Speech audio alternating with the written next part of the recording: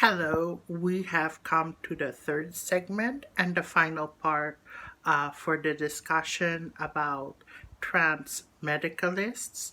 And I want to discuss the impact that this ideology pushes to trans people, especially for their mental health, how it is very detrimental, how it encourages gatekeeping, and it encourages competition.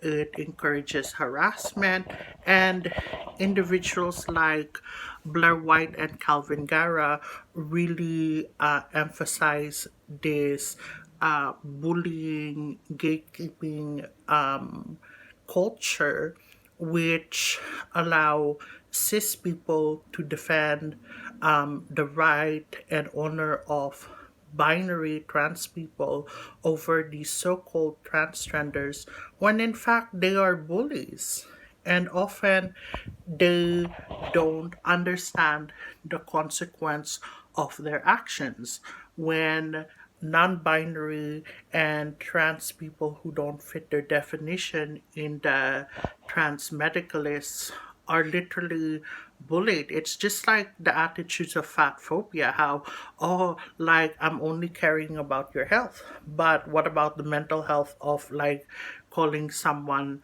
fat, lazy pig? Like, did you think about their mental health? And it's the same with these transphobic gatekeeping, because at the end of the day, what is the harm that so-called trenders are doing?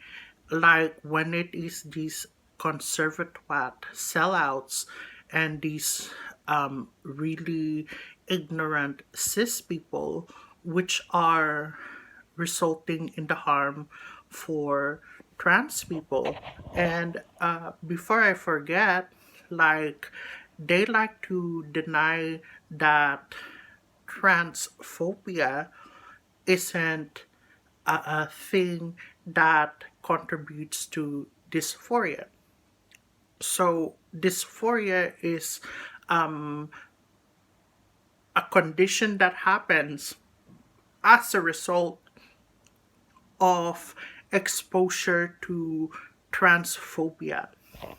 Most of the time, when we look at dysphoria, the discomfort and the disconnect between mind and body, it's not simply dismissed as a mental disorder, as Blair White have put it.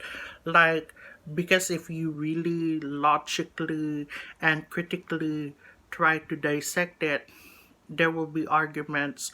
So, why are you against uh, people who are trans species? Because like, isn't that helping their mental well-being?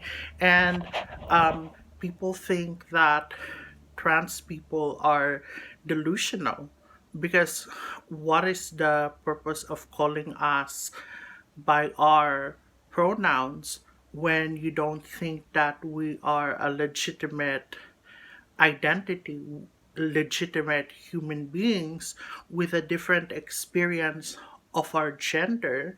And often, like, trans medicalists really put this damaging mindset not only to our trans youth, but also to cis people who start to bully and gatekeep us based on like standards that are so high.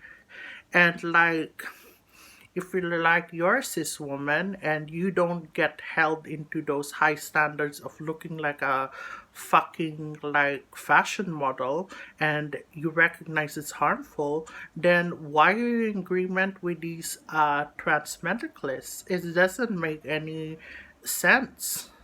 It doesn't make any logical sense unless you don't really support trans people.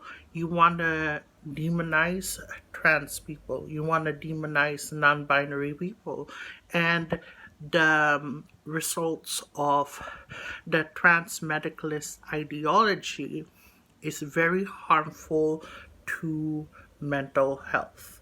And to round up my points, is that transmedicalism serves only the purpose of reinforcing the binary and allowing people who are dysphoric to lash out on people who have lesser privilege and are often the scapegoats of society.